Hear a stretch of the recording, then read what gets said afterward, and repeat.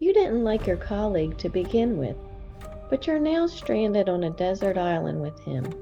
A desert island at the office. It's because only the two of you understand the project and have the technical skills to make it work. Typically, the two of you will fight as each of you give your different perspectives on the project to leadership. Leadership became tired of the bickering and has now placed the two of you together to work out the project's details. And why the bickering?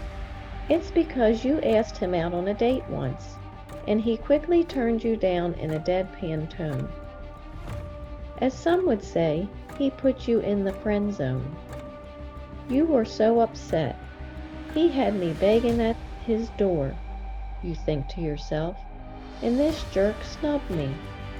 So it's been a war ever since between you. However, your feelings for each other are beginning to change. He's been warming up to you of late. The reason finally dawned on you. It's likely the many hours we have been spending together over the last couple of months. The conversations have become very open, and you've each shared things that you'd never tell anyone else. You're beginning to feel romance in the air, and yesterday it finally happened. He has now asked you out on a date. It's what you previously wanted, but now you want to keep this close friendship instead. So, do you mimic his prior behavior and put him into the friend zone? Or is there a better approach? From training with the Stoicess, you know that when two people are put on a deserted island together, that closeness and proximity and lack of available alternatives can change the feelings each other have for the other. Add to the mix and the two of you will find you have similar interests in some capacity, and the relationship can blossom into that match made in heaven. How many times do some of the brightest, prettiest girls living in a small town settle for lower-ranking boys from the same town instead of venturing out to find that equally bright, handsome husband that would be a better true match for them? It's the old adage of the only game in town, so the girl settles with the best one she can find among the least.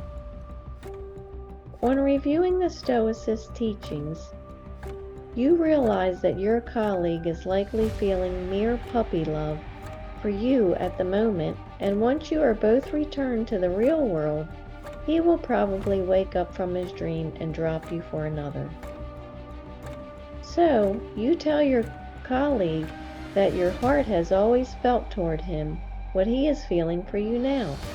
But your current close proximity at work, the immense amount of time you have been spending together, and the intertwining of your minds on a subject that is dear to you both, are likely causing this overwhelming feeling he is presently feeling.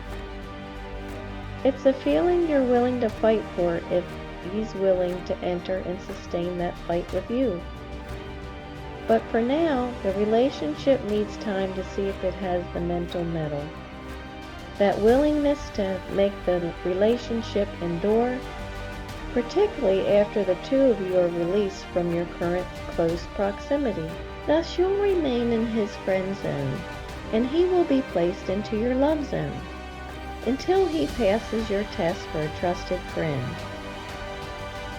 You'll be waiting for your King Arthur as he waits for his Queen Guinevere, so the two of you can continue in your journey to build your Camelot together. Now, using my Stoic storytelling method, my coworker asked me out on a date, but I'm not interested. What should I say? In your actions, don't procrastinate. In your conversations, don't confuse. Marcus Aurelius. Unless you speak clearly with your tongue, no one can understand what you are saying. You will be talking into the air. Apostle Paul. I will clearly state my position.